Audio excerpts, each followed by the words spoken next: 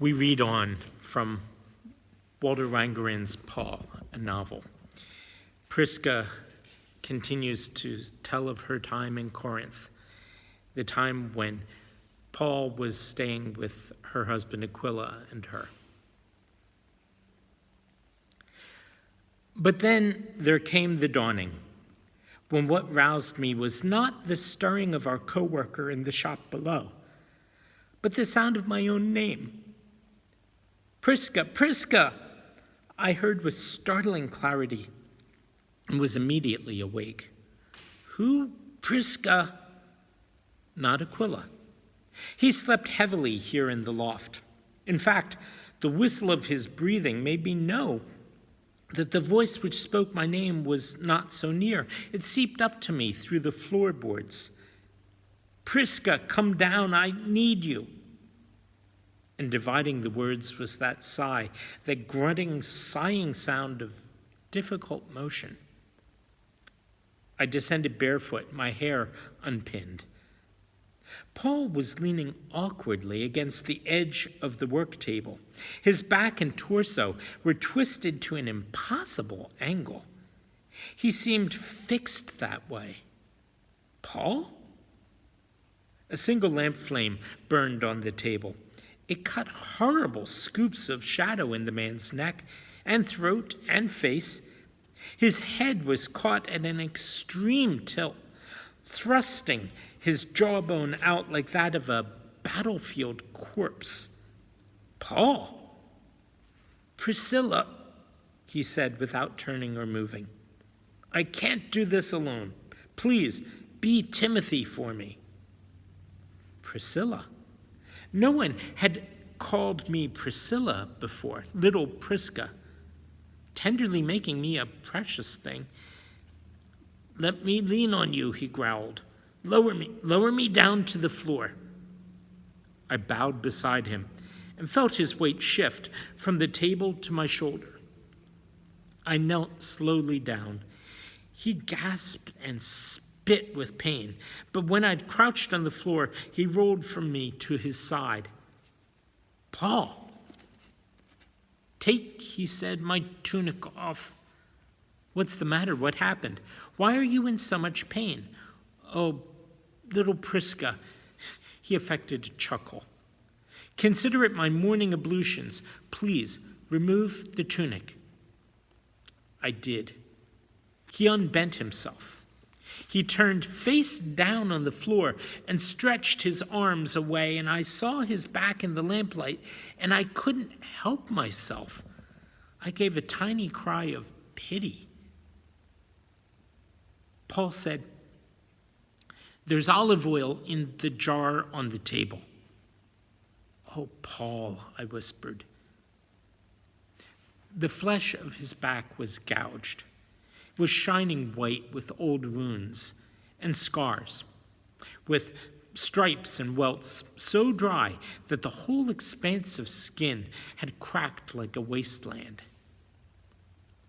Please, he spoke into the dust of the floor, pour the oil on my back, then as hard as you can, drive the heels of your hand into the bone and muscle. Please. Quietly, I began to cry.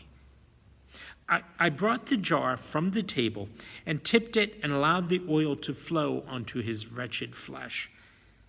The cool oil caused him to shiver.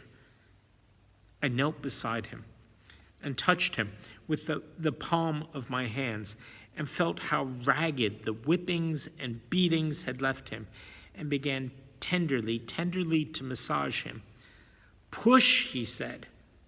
I did. I pushed harder, but it caused him suddenly to groan, and I snatched my hand back to my breast. Priscilla, he commanded, you must push. I tried. I closed my eyes, outraging every instinct in me. I leaned my bodily weight down through my arms upon the bones of his back, but this time he cried out, and I did too, and froze. A moment passed. Then Paul said, if you don't do this, I will not be able to stand up straight today. and any motion could tear my skin, and I'll bleed into my garments. Little Prisca, I am so sorry, but I need your help." Another moment passed while I stared at my hands, glistening in the lamplight. Gray dawn was breaking outside over the city. I heard the first birds questioning the air. Then Paul said, "Erastus has invited me to live in his house. What do you think about that?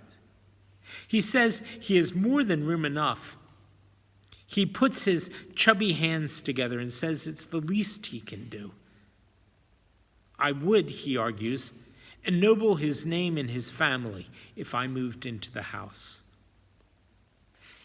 Cunning Paul, the apostle of God. I lowered my hands again and slowly rubbed the rugged terrain of his back. He groaned, that groan gathering inside of me as if it were my own, but I pushed.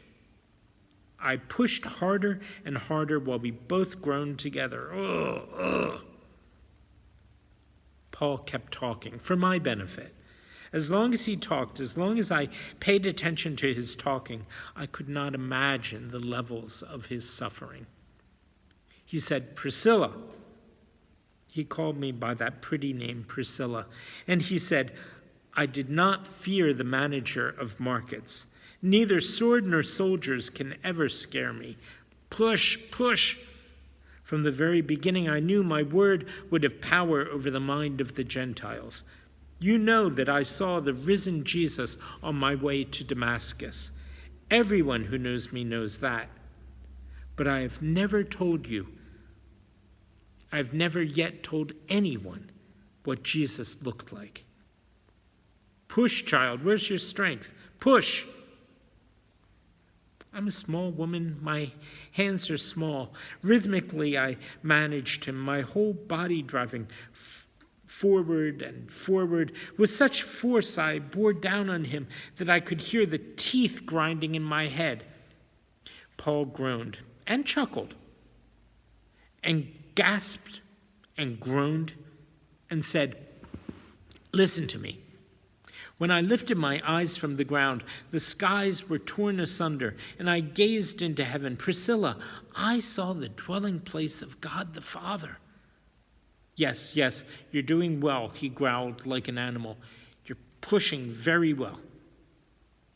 The lightning sky caused our interior room to seem darker than before. Paul said, "I saw a stormy wind and a great cloud with brightness round it, and the fires flashing forth. I saw the firmament shining like crystal. I heard a sound like roaring waters, and above the firmament there was the likeness of a throne, a sapphire throne, clear and blazing blue. There the Father took his seat, while a stream of fire came forth before him. 1,000,000 served him. 10,000 times 10,000 stood before him. And Prisca, oh, that great crowd surrounded by brightness, came the Lord, the Christ, the Son of God. He sat down at the right hand of the Father, far above all rule and authority and power and dominion, above every name that is proclaimed in this age and in the age to come, that all the peoples, all the nations, all the languages of the earth should serve him. His kingdom is everlasting. It shall never be destroyed. This is the one who called my name and sent me forth. He, the visible appearance of the invisible God. Adam once blazed with that kind of a glory, Priscilla, but he lost it, and all his children lost it too. Yet this is what I witnessed, that Jesus Christ has come to restore the glory again, first to the Jews and then to the Gentiles. For he is the new Adam, the radiant Lord of the cosmos, through whom all things and all people exist. It is his word in my mouth. Why would I fear any power on earth? I don't. except perhaps the wrath of Prisca, should I think to accept the invitation of an important official and leave her humble shop. No, no, my precious Prisca, Paul sighed, raising himself upon his elbows. You can stop pushing now. The muscles are loosened. The skin is no longer on fire. I hear your husband above. It's time to go to work.